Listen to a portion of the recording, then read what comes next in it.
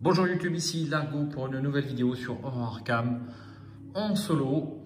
Et aujourd'hui, c'est le scénario numéro 8 de la campagne Civilisation oubliée avec Séphina Rousseau, Paradoxe temporel.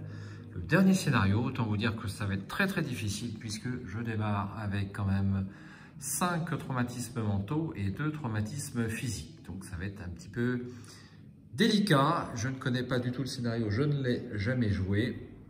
Mais bon, peut-être que je vais quand même arriver à voir quelques petites choses, mais je ne m'attends pas à aller très loin au terme de cette campagne avec Séphina Rousseau.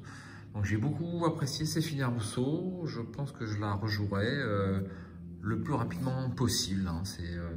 C'est très sympa à jouer, je garde un bon souvenir de tous les scénarios que j'ai fait. Elle se débrouille fort honorablement en solo. Donc j'ai fait ma mise en place, donc l'acte, l'intrigue, les bougies rituelles, ce ne sont pas celles de d'habitude, j'espère que ça ne va pas me porter malchance. Le deck rencontre, le deck exploration, ma réserve de jetons avec les nouvelles boîtes à pions issues du service recherche et développement de Michael. Et puis toutes mes petites choses de côté. Ici, vous avez la boîte où je range Civilisation oubliée. Alors voyons ce début de scénario. Vérifiez votre carnet de campagne. Si les brassereaux sont allumés, continuez à l'introduction numéro 1. Si les brassereaux restent éteints, passez à l'introduction numéro 2. Malheureusement, les brassereaux sont éteints. Depuis que vous n'avez plus de lumière pour vous guider, vous avez passé chaque instant collé contre la paroi de la caverne, utilisant la pierre froide pour avancer sans vous perdre. Pendant la progression, vos doigts rencontrent des sillons lisses et chauds sur le mur. La même technologie dormante que dans les ruines Esli. Vous n'êtes clairement pas le premier à pénétrer dans ce lieu abyssal. Quoi qu'il en soit, ceux qui vous ont précédé ont fui avant d'avoir achevé leur travail, puisque les sillons ne brillent pas pour éclairer votre chemin, ni ne luisent de colère à votre approche. Vous avancez petit à petit dans les ténèbres jusqu'à atteindre une énorme porte de pierre, l'entrée du Nexus à n'en pas douter. Chaque investigateur débute ce scénario avec 2 cartes en moins dans sa main de départ. Ça, c'est pour moi. Bim. Votre main caresse les lignes gravées sur l'embrasure de la porte. Une inscription, un avertissement qui vous somme de faire demi-tour, car ouvrir ce passage reviendrait à semer la mort et la désolation. Il fait trop sombre pour reconnaître la langue, mais vous savez qu'il ne s'agit pas d'une de celles parlées par l'humanité. Pas à cette époque. Vous ignorez totalement ce qui vous permet de comprendre les inscriptions.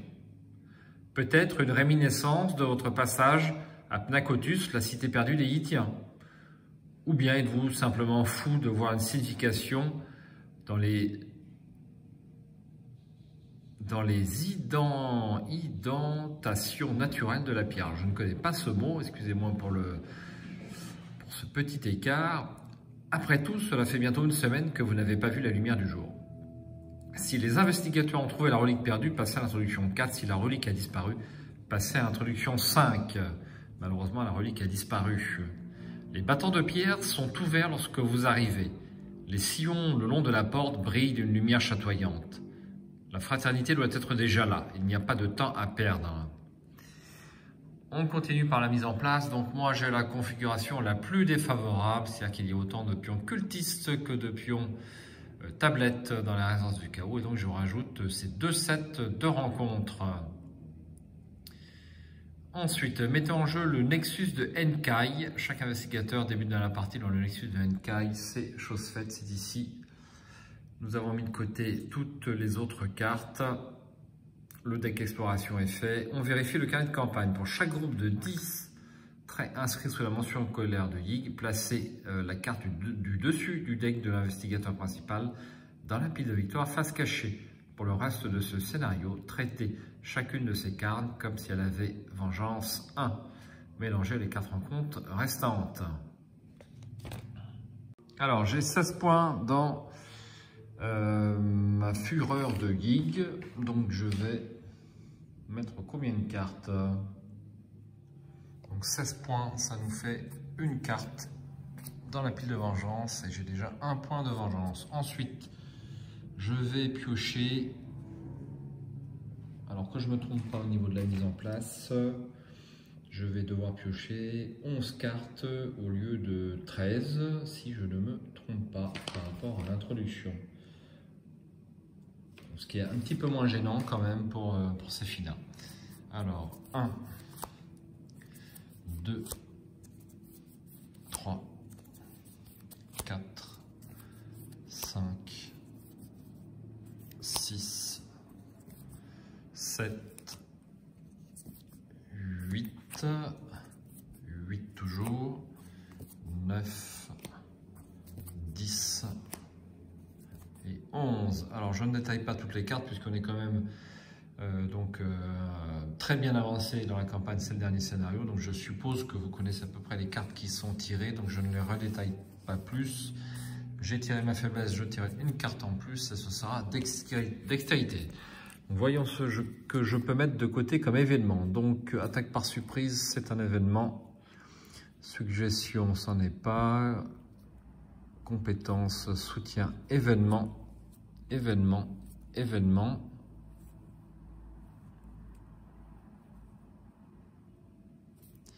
Et ce sera tout. Donc, sur 5 cartes que je peux mettre sous ces finas, eh bien, j'en ai quand même réussi à en avoir 4. Donc, je les place sous ces finas.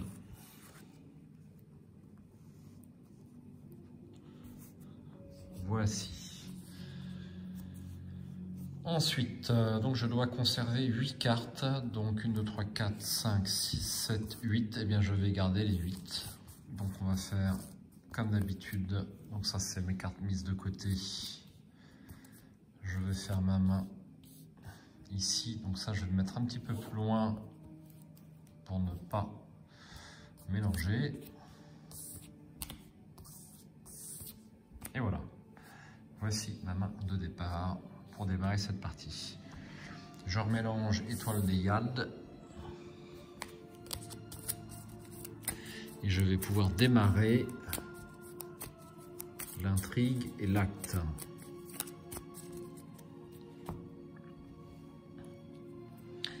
Les fils du temps. Vous pénétrez dans la grande cavité qui s'ouvre derrière la porte et le nexus s'agite. La terre tremble sous vos pieds, les murs s'effondrent. Les éclats de pierre flottent dans l'air au-dessus du nexus. Vous manquez de temps, la réalité commence à voler en éclats tout autour de vous. Forcez, si un investigateur avec la relique des âges dans sa main, son deck, sa pile de défauts sous sa zone de jeu est éliminée, avancez immédiatement à l'intrigue 3B.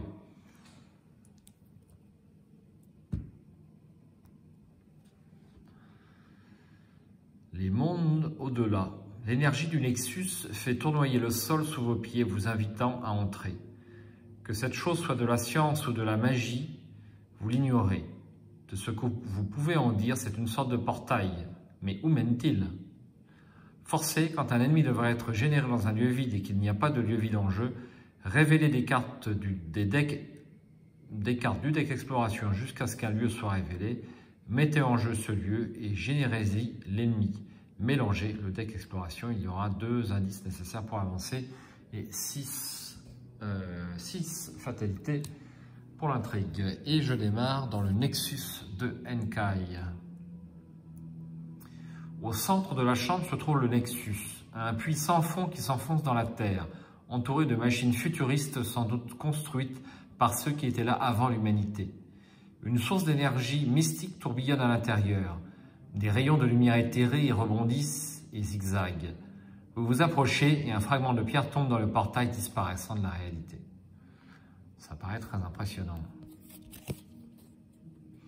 4 de valeur occulte et 1 indice. Forcez, après vous être déplacé depuis le Nexus de Enkai vers un lieu autre monde et vice-versa, subissez une horreur pour chaque indice sur ce lieu autre monde. Pour une action, explorez, piochez la carte du dessus du deck exploration. Si c'est un lieu connexe, mettez-le en jeu et déplacez-vous vers lui. Ne subissez pas d'horreur de la capacité forcée ci-dessus quand vous vous déplacez via cet effet. Bon, allez, un indice.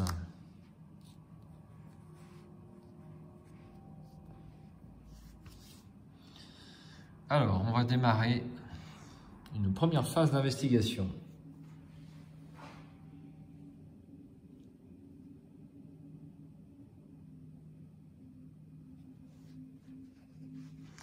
Alors, première action.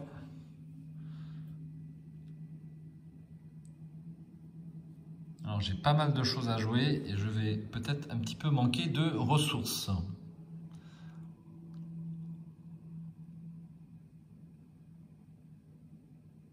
Alors, je vais démarrer par les dés porte-bonheur pour deux ressources que je n'ai pas prises d'ailleurs. Donc, 1, 2, 3. Donc, 5 moins 2 égale 3. Et j'ai mes deux dés porte-bonheur.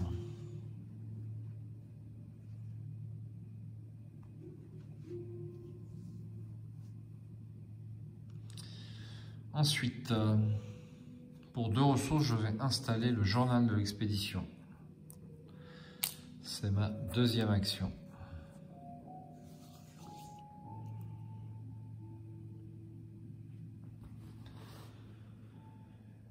Et enfin,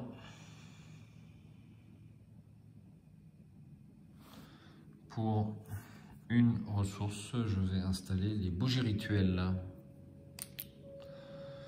Alors, un petit mot sur un petit faux jour, c'est l'après-midi. Sur la grille des pions spéciaux. Donc, un jeton crâne, c'est -2, -4 à la place si la relique des âges est dans votre lieu. Donc, pour l'instant, il n'est pas en jeu.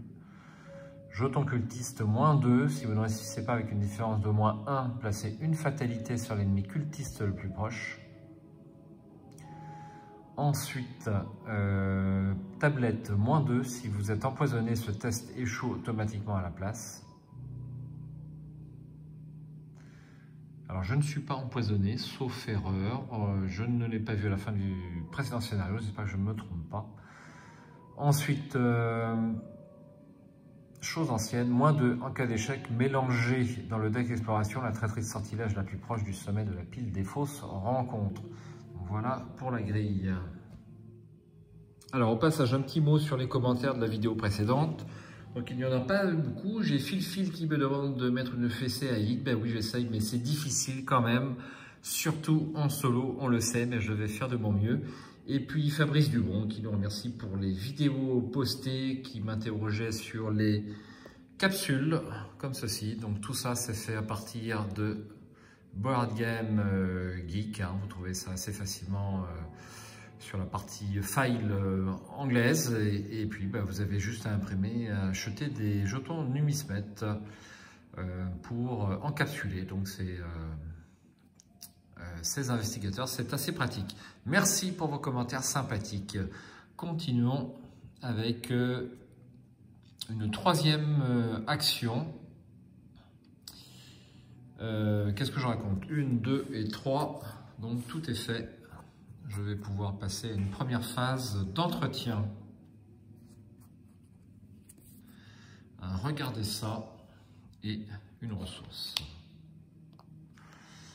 Voici une première fatalité sur les 6. Alors ça fait très longtemps que je n'ai pas joué en solo, ça me fait un effet un petit peu bizarre. J'ai pas eu le temps et ça me rappelle des bons souvenirs. Et une première carte rencontre. Alors ça commence fort, un serpent de yacht. 3 de lutte, 5 points de vie, 3 en agilité.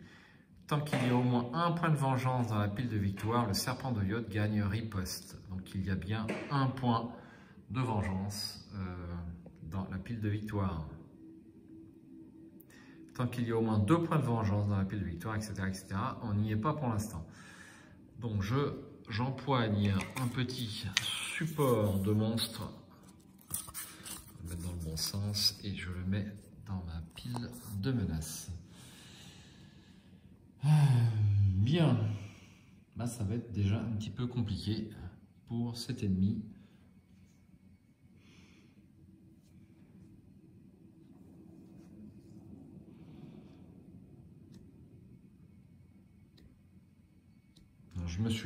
J'ai pas exploré, mais c'est volontaire en fait. Ok, phase d'investigation.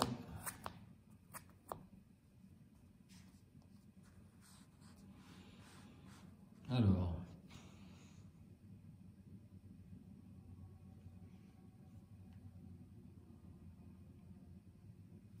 Donc 5 points de vie sans arme, c'est pas la peine d'y songer. Donc ça sera forcément l'échappement.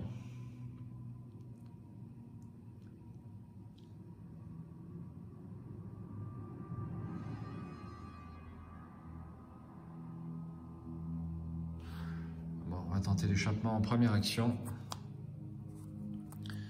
Donc j'ai 4 en agilité et je vais mettre un dextérité, ce qui m'amène à 6 contre 3 pour ce premier test de compétence. Alors on va le mettre par là, le jeu Chaos Bag.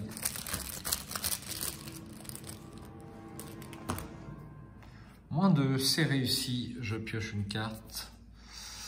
Ok, ça démarre très très fort. Et j'ai réussi à échapper à ce premier ennemi.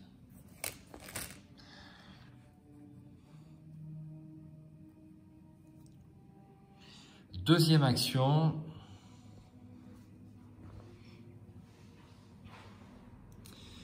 Alors, est-ce que je tente d'avoir, sachant que j'ai quand même les dés porte-bonheur, est-ce que je tente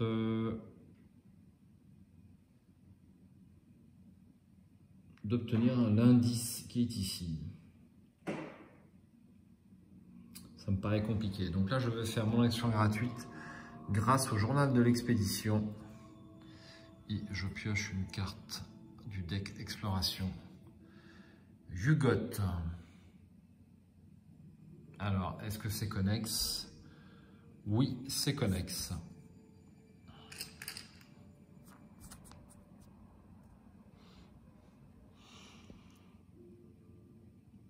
Donc, pour une action, retourner un indice sur Yugoth pour que sa face fatalité soit visible, piocher une carte.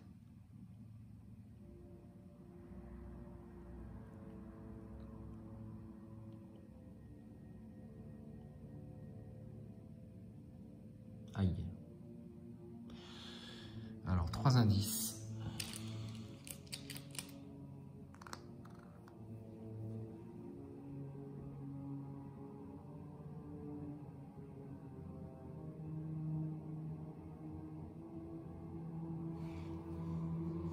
Et je m'y déplace.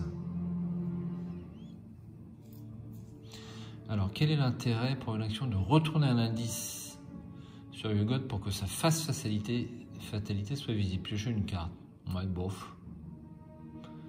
Pour l'instant, je ne le vois pas tellement.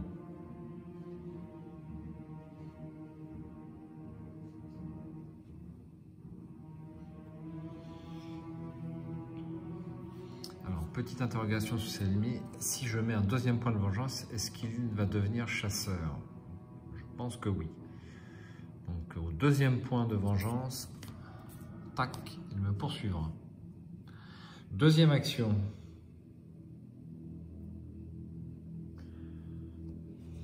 Alors, est-ce que je me défausse de lésion interne? Je crois que oui. Allez, action numéro 2, action numéro 3, je défausse lésion interne. Face des ennemis, donc lui se redresse. Phase de soutien, d'entretien même. Léo Deluca et une ressource. Une fatalité et une carte rencontre. Pris en filature. Révélation, s'il n'y a pas d'ennemi cultiste en jeu, subissez une horreur et pris en filature et gagne renfort. Sinon, trouvez l'ennemi cultiste le plus proche de vous, placez une fatalité sur cet ennemi, etc. Donc notre serpent n'est pas cultiste évidemment, donc je subis une horreur, je suis à 6 et j'ai renfort. Alors je me suis trompé au niveau des paquets de cartes. Ici c'est la défausse, et ici c'est la pioche. On va mélanger un petit coup parce que j'ai vu la carte du dessous.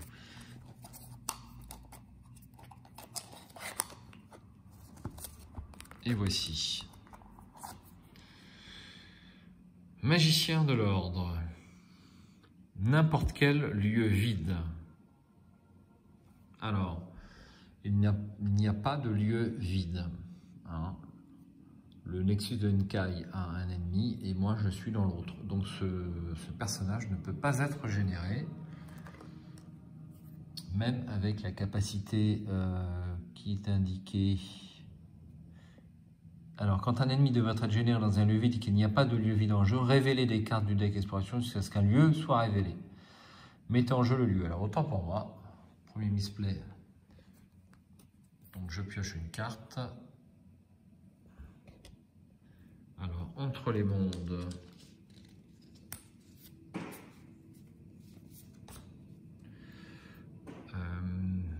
Révélation, mettez en jeu entre les mondes en tant que lieu autre monde avec une valeur occulte de 3 et un indice. Donc c'est une traîtrise, on n'en parle pas.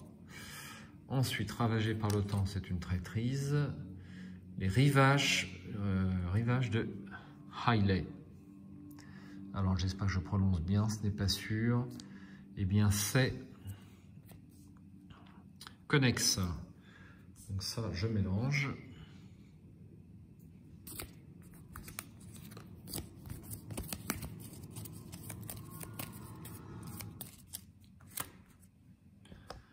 Je place un petit marqueur. Donc apparemment c'est un cul-de-sac, pour l'instant en tout cas. Je place 2 indices. Et j'y mets mon magicien de l'ordre qui est ici.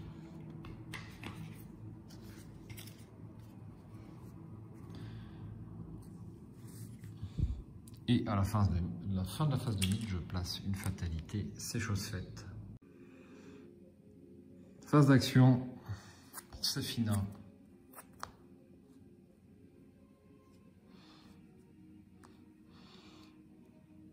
C'est un étrange globe obscur à l'extrême limite de notre système solaire, encore inconnu des astronomes terriens. Yugot. Alors, est-ce que je peux tenter d'obtenir les indices qui sont sur Yugot?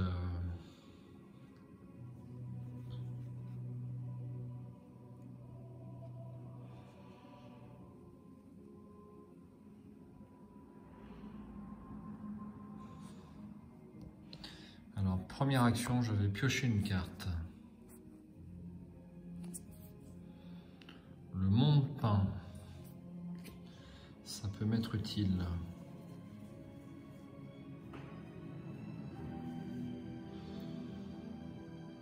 Deuxième action.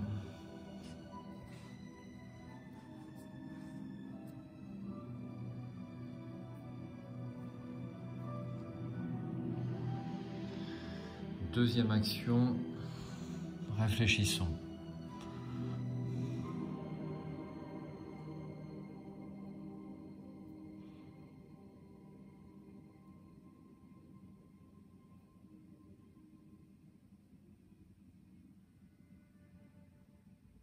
Alors,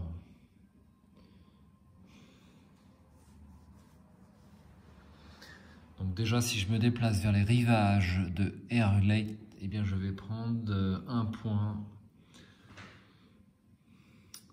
de dégâts mentaux, c'est embêtant.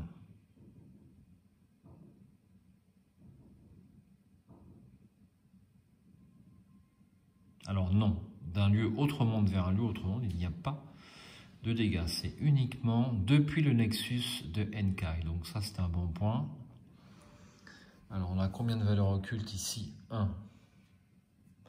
Donc, je vais prendre connaissance du lieu quand même, avant de m'y déplacer. Hailey, la grande cité de pierre, s'était enfoncée sous les flots avec ses monolithes et ses sépulcres. Donc, sauf erreur, Hailey, c'est la demeure de Tulu. Les rivages de Hailey gagnent +1 de valeur occulte pour chaque fatalité sur chaque carte dans les rivages de Hailey, y compris rivages de Hailey. Alors que je comprenne bien, après l'entrée en jeu des rivages de Hailey, placez une fatalité dessus.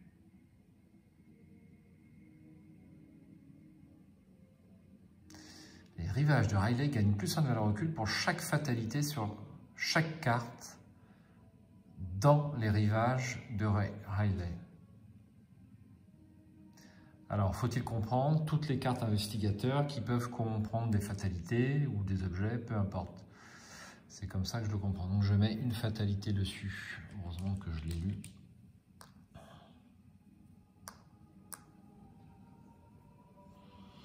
Alors, deuxième action.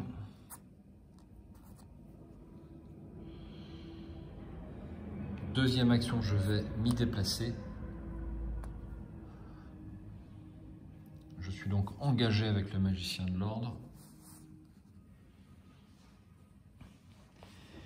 Et action supplémentaire, je vais tenter donc de... je vais jouer le monde peint.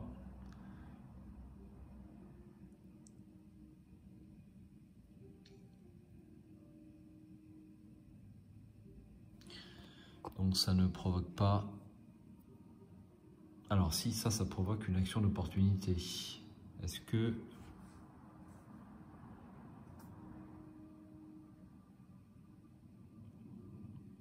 Ouais, je vais prendre une action d'opportunité. C'est pas forcément une bonne chose.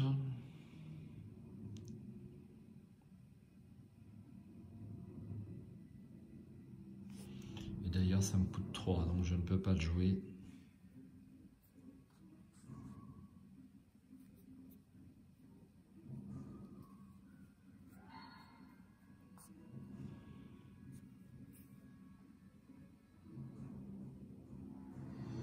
Je vais pas faire ça, hein. On va pas être bête. Je vais patienter jusqu'au tour suivant. Ma dernière action, je vais prendre une ressource.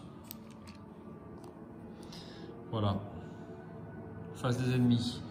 Donc ils ne sont pas chasseurs, toujours pas. On tire une carte, flétrissement et une ressource. Ensuite, une fatalité. Et une carte rencontre.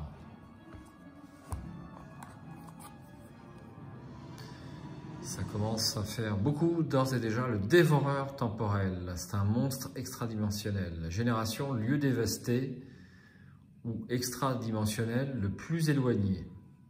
S'il n'y a pas de tel lieu en jeu, le dévoreur temporel gagne renfort. Alors, il n'y a pas de lieu dévasté en jeu, ni extra-dimensionnel. Donc, il y a renfort. Eh bien, ça sera un nouvel acolyte. N'importe quel lieu vide.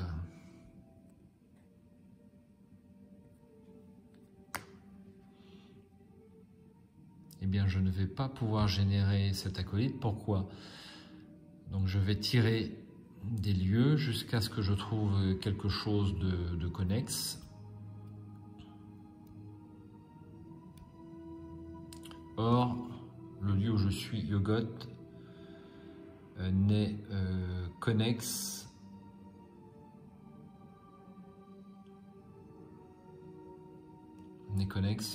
qu'au rivage de Riley. D'ailleurs, il faut que je les mette dans le bon sens. C'est comme ceci. Et ici, c'est comme ceci. Et ici, c'est comme ceci. Donc, c'est défaussé. Je ne peux pas le générer malgré tout.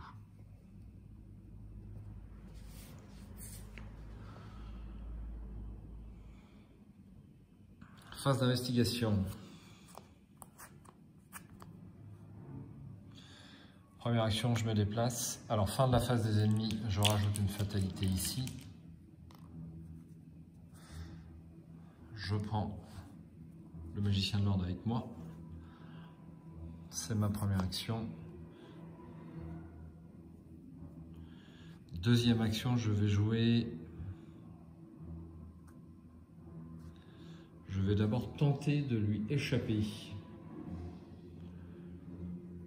Donc j'ai 4 en agilité contre 2, c'est ma deuxième action. Donc il faudrait que j'y arrive de premier coup par contre.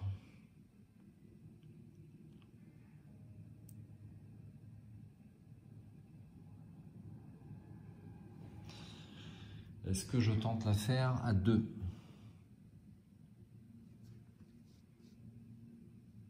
Allez, je tente l'affaire à 2. Donc 4 d'agilité contre 2 pour échapper au magicien de l'ordre.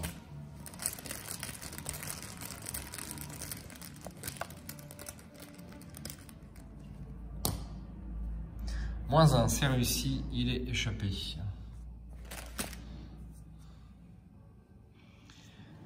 Troisième et dernière action.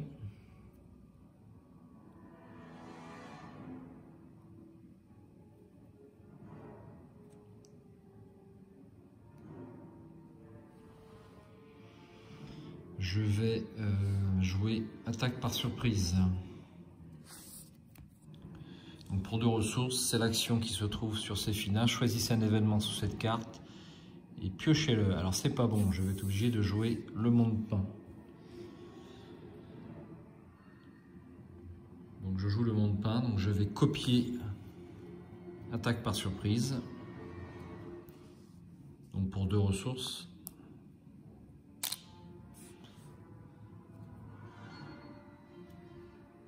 Et je retire le monde peint de la partie. Et j'inflige 2 dégâts sur le magicien de l'ordre qui est défaussé. C'était ma troisième et dernière action.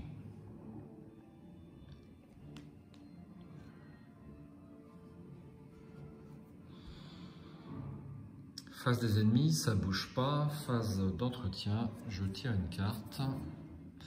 Instant de répit et une ressource.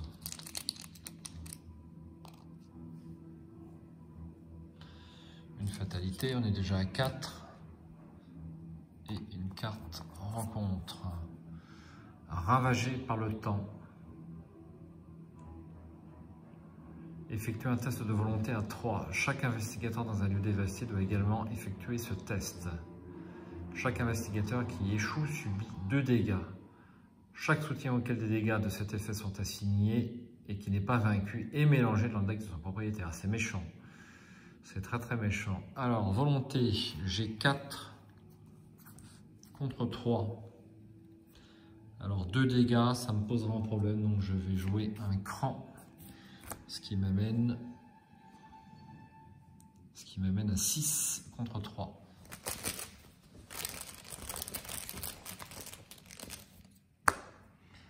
C'est raté, je subis 2 dégâts. Donc il ne me reste qu'un seul point de vie. Phase d'investigation. Alors, on va mieux lire, enfin relire cette carte. Donc il n'y a qu'une +1 de valeur occulte pour chaque fatalité sur chaque carte dans les virages de Rayleigh, y compris les ravages de Rayleigh. Bon, ok, bah, c'est un lieu de valeur occulte à 2.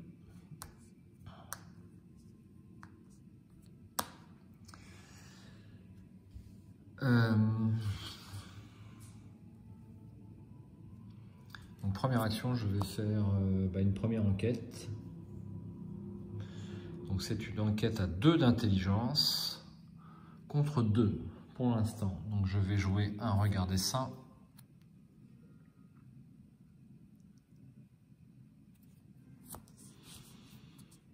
Alors est-ce que je peux jouer 2 regarder ça sur le même test de compétence? C'est pas forcément adapté, mais je n'ai pas d'icône d'intelligence. Si j'ai Léo Deluca. Allez, je vais jouer Léo Deluca, donc ça me fait +2, ce qui m'amène à 4 contre 2.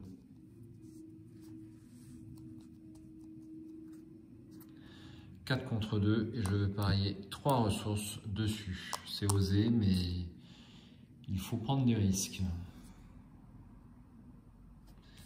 Est-ce que je joue Ishtaka, qui va me rapporter qu'un seul point? Ça vaut pas le coup. Allez.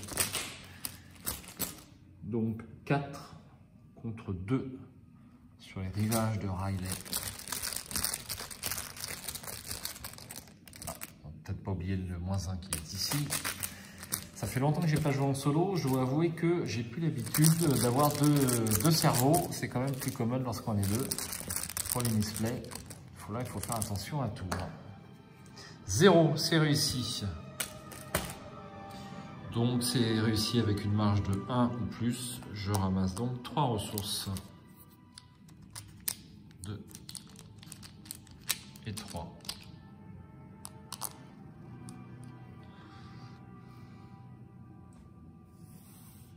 Et c'est défaussé. Je prends un indice.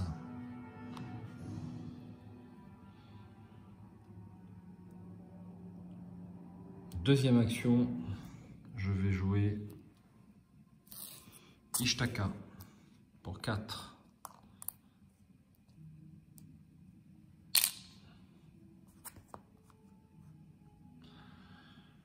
Dernière action,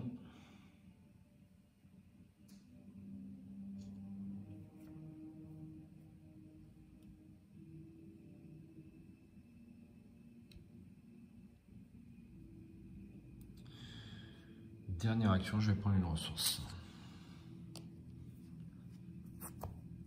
Phase des ennemis, ça bouge pas. Phase d'entretien, on tire une carte et une ressource.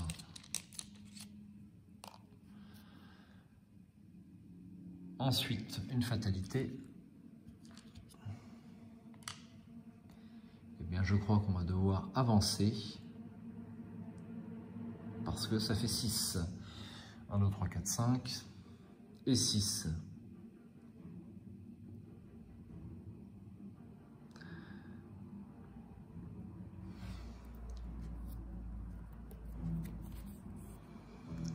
Vous n'êtes pas le premier à vous introduire dans l'abîme infernal. Vous avez été averti de ne pas briser le sceau, et pourtant vous êtes là. Il vous faut à présent affronter les conséquences de votre sotte transgression. La chose émerge du néant, des ténèbres, au-delà du Nexus. C'est un être polymorphe, composé d'icor, une viscosité animée et informe qui rampe sur le sol en laissant une traînée de pierre dissoute dans son sillage. Ça a l'air très méchant. Mélangez la pile de défauts se rencontre dans le deck rencontre. Générez le rejeton informe dans le Nexus de Enkai. Placez cette carte dans la pile de victoire, elle gagne vengeance 1. Oh là là. Donc je suis à 2. Donc lui il gagne chasseur et je vais devoir générer le rejeton informe. Aïe aïe, 10 en point de vie, c'est monstrueux. Monstre, abomination et élite.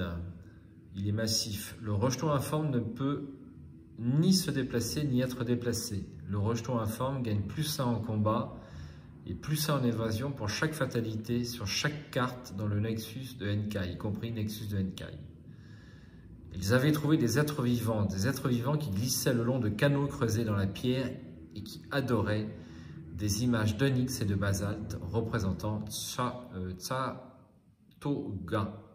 HP Lovecraft, le tertre, c'est une nouvelle que j'ai lue. 3 points de dégâts et 3 points de dégâts mentaux, c'est beaucoup.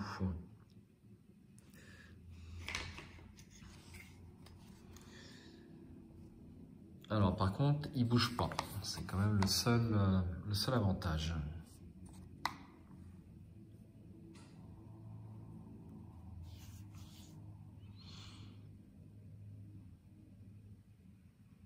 Ensuite, on tire une carte.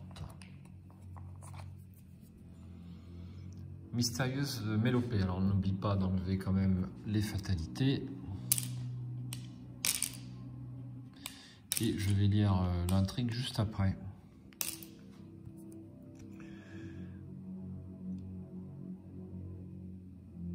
Alors, je dois chercher un ennemi cultiste dans le deck rencontre.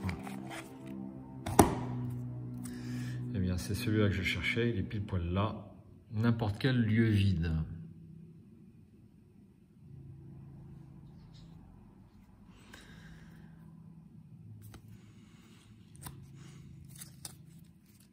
J'en profite pour mélanger ma défausse.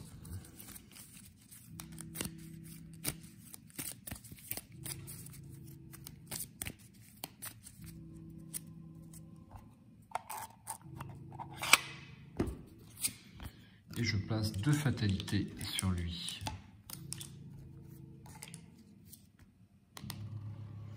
voici.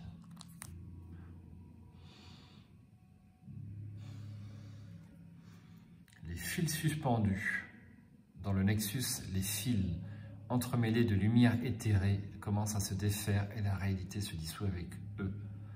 Forcé, si un investigateur avec la relique des âges dans sa main, sonde avec sa pile de défaut sous sa zone de jeu est éliminé, avancez immédiatement à l'intrigue 3B. Cette fatalité ici, on a un petit peu de temps.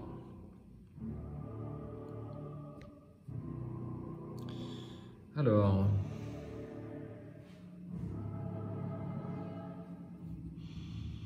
phase d'investigation.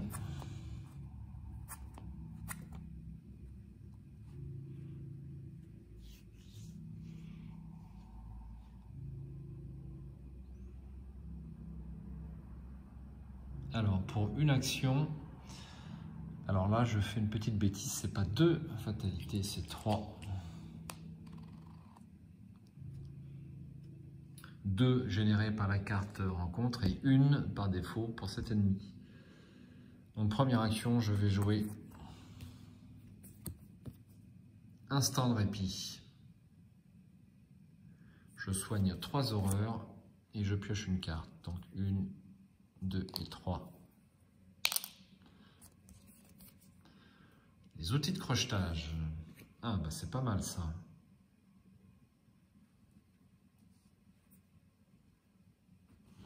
Donc je vais payer déjà mes 3 ressources.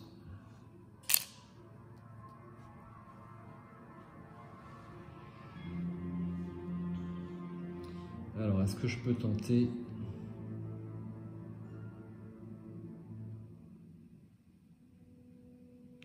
Alors, je pense que je ne vais pas bouger à ce tour-là, de toute façon.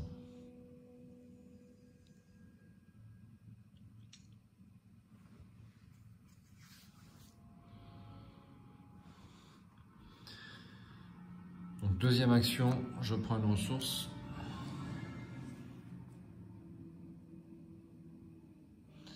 Et troisième action, je manque de ressources, il faut bien le dire. Face des ennemis, donc l'horreur jeton informe ne bouge pas. Par contre, notre serpent de yacht se déplace vers Yugot. Phase d'entretien, je tire un flétrissement et une ressource. Une fatalité et une carte rencontre. Perdu dans le temps. Mélangez dans votre deck un soutien que vous contrôlez qui ne soit pas un soutien d'histoire en déplaçant tous les dégâts et horreurs de son soutien vers votre investigateur. Si aucun soutien n'est mélangé dans votre deck par cet effet, choisissez et défaussez 3 cartes de votre main. Aïe! Alors, mélangez dans votre main un soutien que je contrôle. Donc, je vais mélanger le journal de l'expédition. Je garde mes dés porte-bonheur, trop important.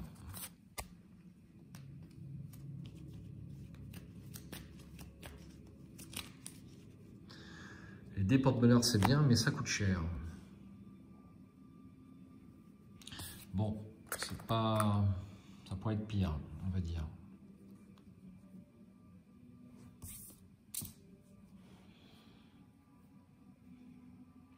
Phase d'investigation. Première action, je joue les outils de crochetage pour 3.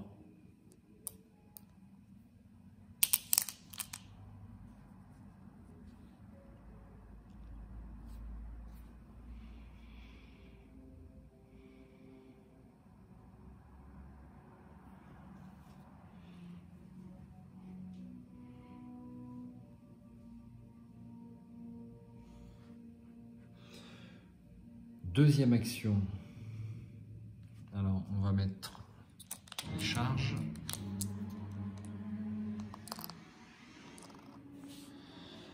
Et en deuxième action, on va tenter,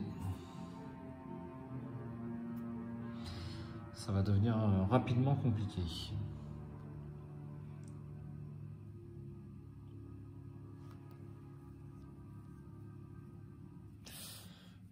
Donc là, il ne vaut plus que 1.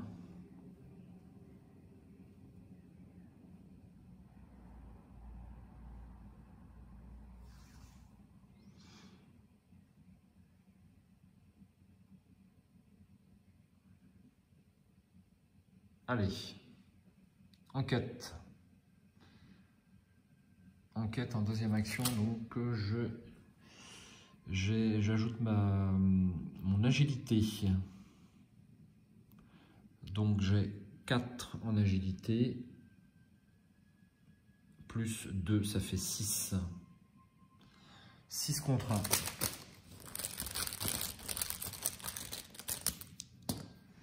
Moins 2, c'est réussi. J'ai droit à l'indice et donc je vais pouvoir avancer immédiatement.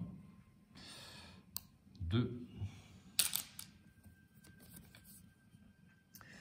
Retour vers un autre temps. Chaque pas que vous faites en direction du Nexus vous rapproche un peu de votre ultime destination, un lieu qui existe par-delà les frontières du temps et de l'espace. Mélangez le lieu, une bulle hors du temps dans le deck d'exploration. Alors, une bulle hors du temps. Voici ce que je mélange. Je suppose que j'ai le droit d'en prendre connaissance. Il y a de très très belles illustrations. Ils se sont vraiment démenés pour nous faire un scénario splendide. Alors, le deck exploration, c'est ici.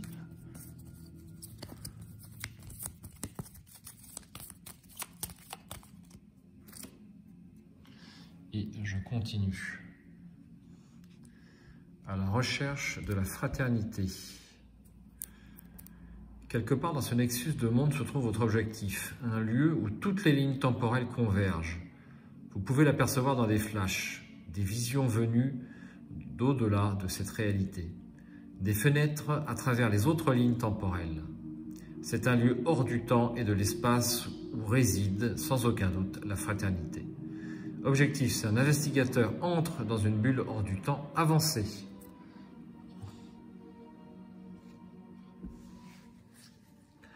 Alors, il me reste une action. Eh bien, je pense que je vais prendre une ressource.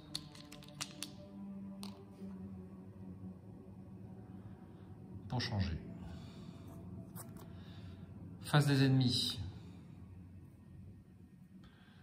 Donc le serpent de yacht s'avance vers moi et me fait un dégât. Ah bah je suis mort. Bah, de toute façon, j'avais pas trop le choix.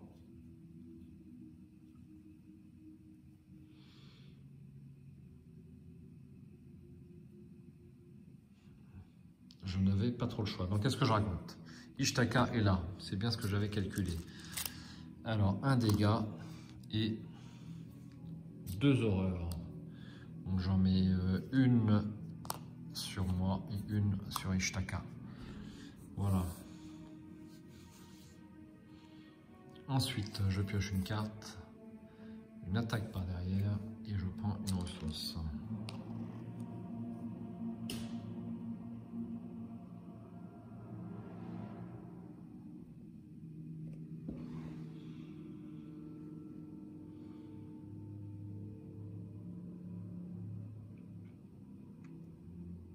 Alors, une fatalité et une carte rencontre. Mot de pouvoir. Mettez en jeu mot de pouvoir dans votre zone de menace. S'il y a un ou plusieurs ennemis dans votre lieu avec de la fatalité sur eux, vous ne pouvez ni infliger de dégâts à ces ennemis, ni découvrir l'indice dans votre lieu. Dieu merci, pour l'instant ce n'est pas le cas. J'aurais besoin de 2 actions pour défausser mot de pouvoir.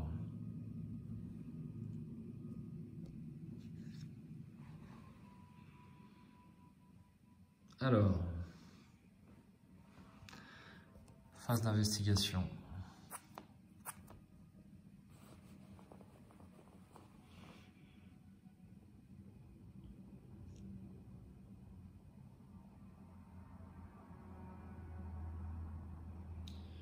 comment je vais me débarrasser de cet ennemi. Je vais tenter de lui échapper. J'ai donc 4, plus 1 grâce à Ishtaka, ça fait 5. Je vais jouer 1, regardez ça, ce qui m'amène à 6. Et je vais jouer cette attaque par derrière, ce qui m'amène à 7 contre 3. C'est ma première action.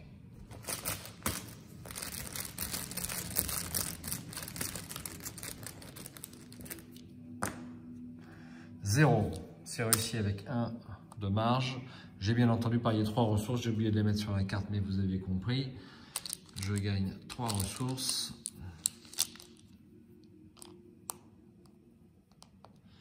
Je défausse tout ceci. Il lui est échappé.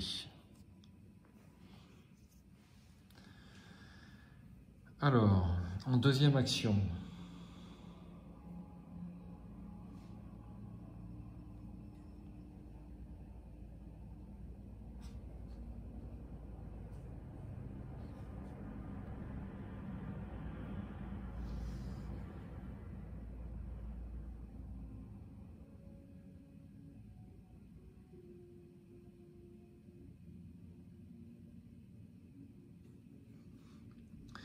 En deuxième action.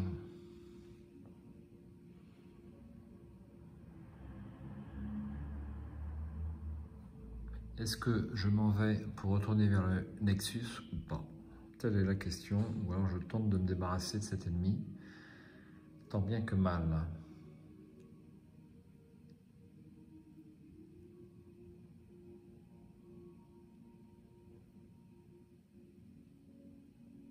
Allez, deuxième action.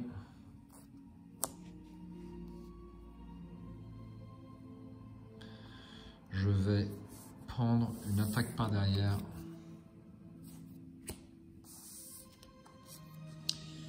Et troisième action, je vais jouer une attaque par derrière.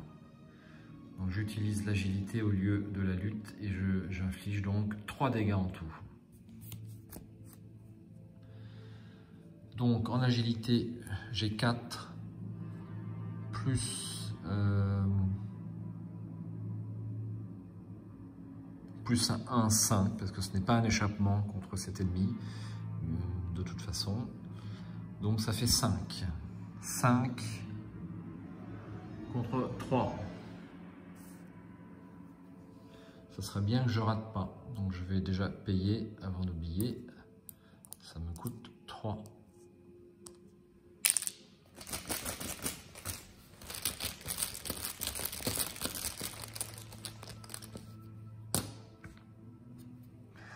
Moins 2. C'est réussi. Je fais 3 dégâts à cet ennemi.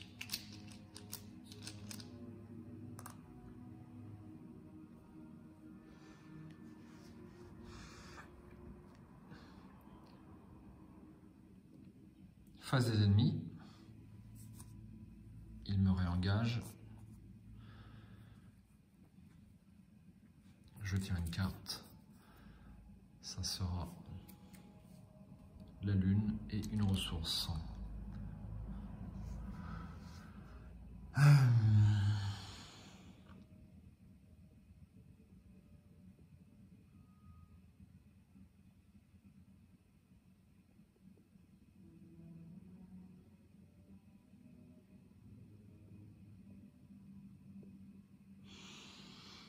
Réflexion intense chez Séphina. J'aimerais bien terminer pas trop tôt ce scénario, aller le plus loin possible, ça serait sympa quand même.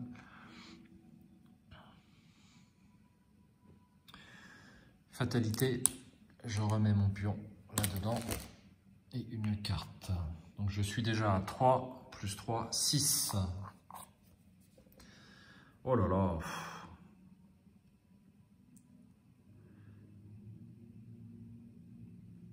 Un cultiste de la fraternité. Je pioche bien trop d'ennemis pour avoir une chance de m'en sortir, mais bon, dans l'un dans l'autre c'est logique. Déjà rien que ce set de rencontres-là, bon, si on arrive dans un état raisonnable sur ce scénario, on ne l'inclut pas dans le deck rencontre, donc bon, c'est un petit peu difficile.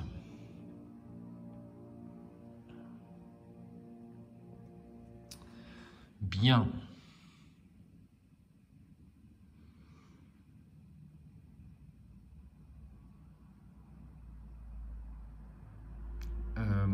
Phase d'investigation.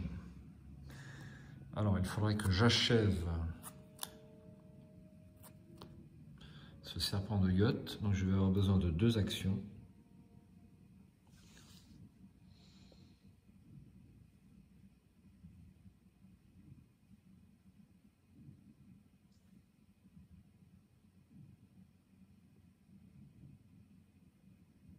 Je peux jouer un flétrissement, mais je vais me prendre pas mal de dégâts.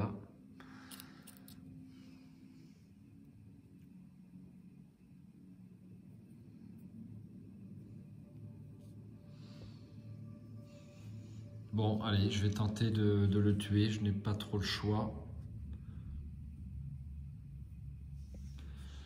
Donc je vais attaquer le serpent de yacht pour une action. Grâce à Ishtaka, j'attaque un ennemi avec des points de victoire, j'ai donc +2 en lutte. Ce qui m'amène à 4 contre 3. C'est pas faramineux.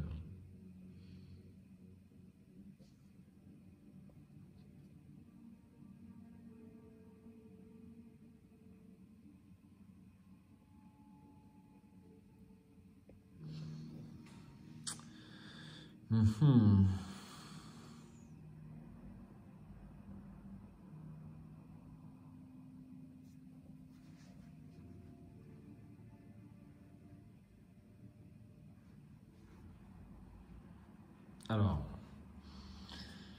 si je prends éviter de justesse,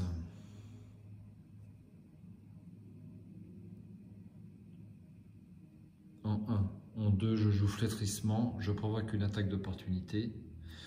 Je vais faire ça. Alors, première action, je prends éviter de justesse dans ma main, ça ne provoque pas d'attaque d'opportunité. C'est le pouvoir de Séphina. Deuxième action, je joue flétrissement pour 3.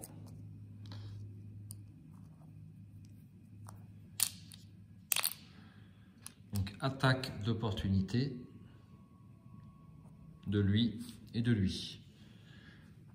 Pour le serpent de yacht, je joue éviter de justesse. J'annule l'attaque et je gagne +2 à un prochain test de compétence. Lui me fait un dégât mental, une horreur.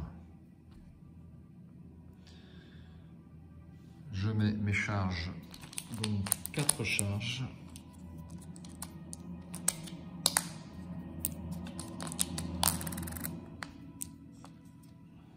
Ici.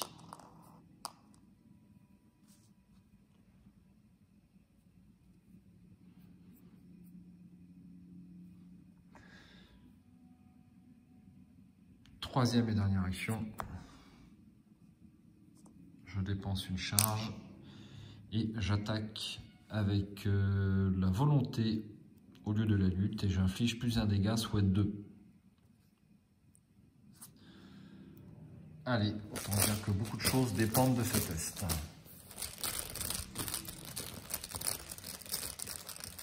Donc pour mémoire, volonté j'ai 4 et j'attaque à 3, c'est pas suffisant. Donc je vais jouer un instant de répit qui me donne 2 points de volonté en plus. Et puis c'est tout.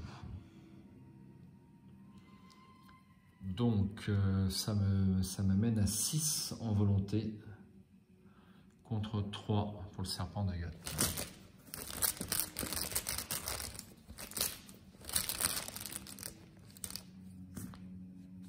-2, c'est réussi. J'ai un point de victoire. Je ne rentrerai pas bredouille.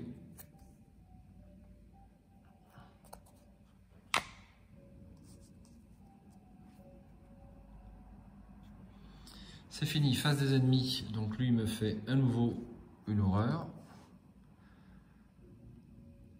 Et les autres ne bougent pas. Ensuite, une fatalité. Qu'est-ce que je raconte? On tire une carte d'abord. Léo. Et une ressource, une fatalité. Nous passons à 4 plus 3 égale 7. On avance.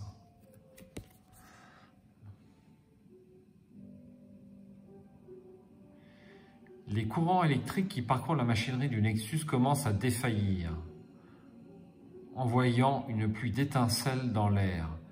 Le portail surchauffe. Les fils de lumière éthérée à l'intérieur commencent à se rompre. Mélangez la pile de défauts rencontres dans le deck rencontre.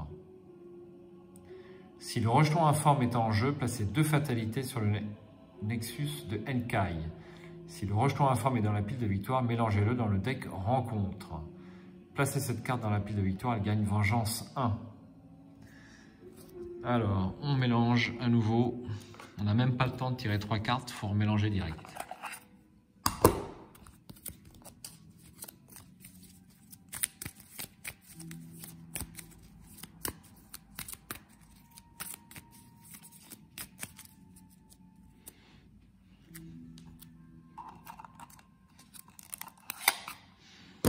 Deux fatalités sur le Nexus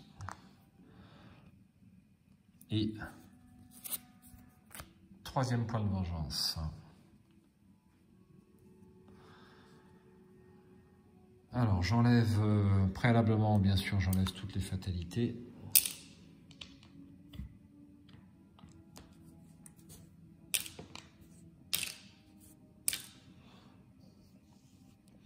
Et je tire une carte rencontre.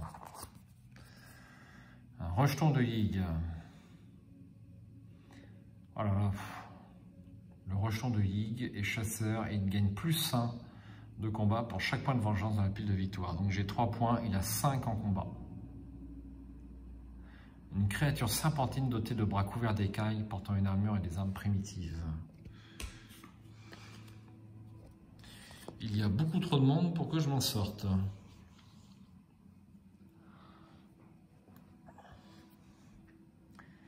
Les fils rompus. Bouleversé étant le ou fin sans purgatoire de toujours pour perdu. Et savez-vous ce que c'est tout terrifiante. Fausse différente, manière de, mais ça répète ce à venir. Votre 2 est présent, votre 2 est passé de moment des changés à continuité, yeux déclinés, vous que foi chaque envers, là comme endroit, là déroule ses actions. Alors je pense qu'il y a un code pour déchiffrer tout ça, mais lequel? Lequel?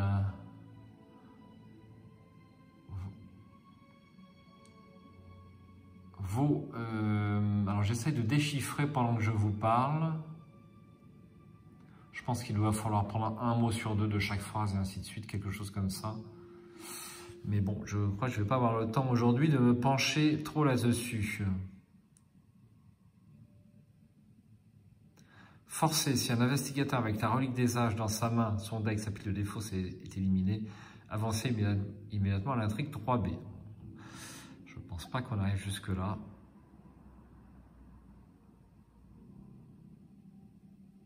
Ça va être compliqué. Je fais une petite recherche sur Internet pour trouver, parce que là, ça va être au-delà de mes compétences. Il va falloir remettre tous les mots à l'endroit. Ça doit vouloir prendre du temps. Ok. Phase d'investigation.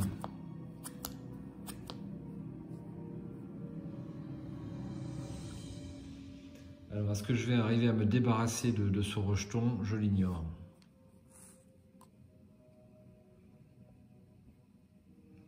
Alors, j'ai toujours mot de pouvoir.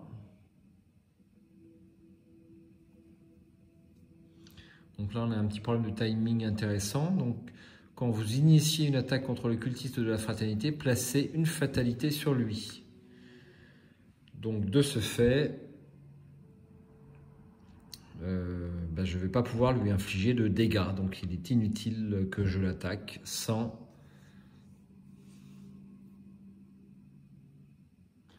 me débarrasser de mots de pouvoir. Donc, bon, je n'ai pas d'autre choix que de tenter de me débarrasser du rejeton de Yig.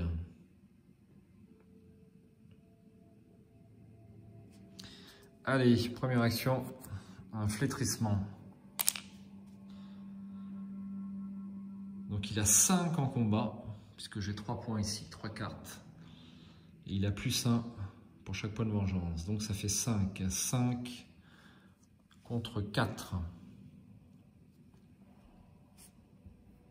Ça sent la fin. Ça sent la fin. Allez, je vais jouer suggestion. Ce qui m'amène à 5 contre 5.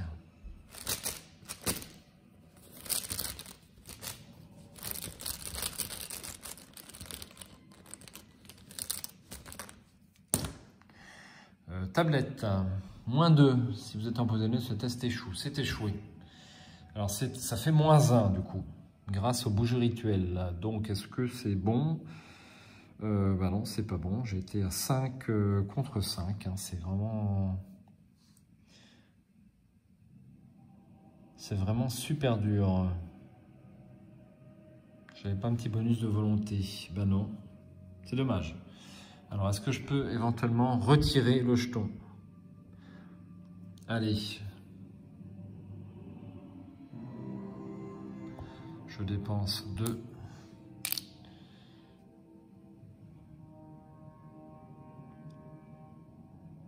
Je ne sais plus si on l'incline. Je ne crois pas. C'est une carte ratée, mais pas à ce niveau-là. Je crois qu'on n'incline pas.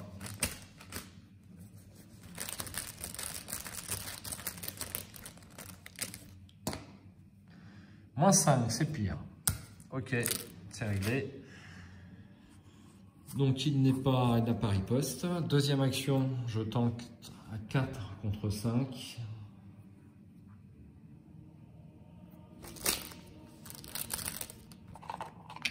Je laisse quand même ma charge.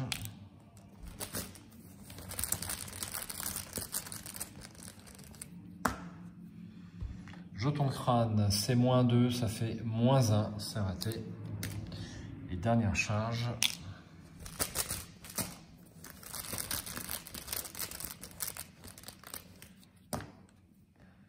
Échec automatique, c'est pire.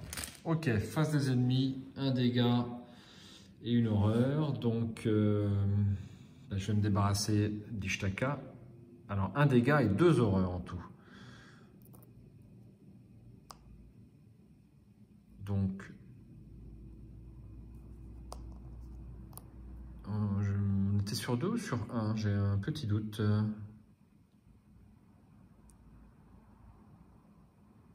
Bon, de toute façon, je vais m'en débarrasser. Alors, c'est peut-être pas prudent de s'en débarrasser quand même. Donc, je passe sur 2. Je ne sais plus si j'étais sur 2 ou 1. J'espère que je n'ai pas fait de fausse manip. On verra à la relecture. De toute façon, ça ne va pas changer grand-chose. Donc, un dégât ici et 2 horreurs sur ces filles-là.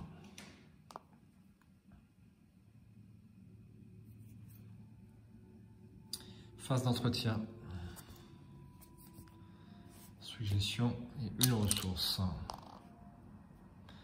Une fatalité. Et une carte. Malédiction de Yig. Je perds -1 en combat et -1 en vie. Donc, comme j'ai 4 points de dégâts sur moi et que je n'ai plus que 4 en vie à cause de cette carte, eh bien, je suis vaincu. Bon, je ne suis pas très surpris, il faut bien le dire. Hein. C'est une question de secondes avant que je sois vaincu. Alors, je lis la conclusion. J'aurais eu un petit aperçu du scénario qui, enfin, me paraît fort intéressant, mais bon, super difficile quand on arrive à ce niveau-là du Nexus de Henkai dans ces conditions, avec un deck de rencontre aussi pourri.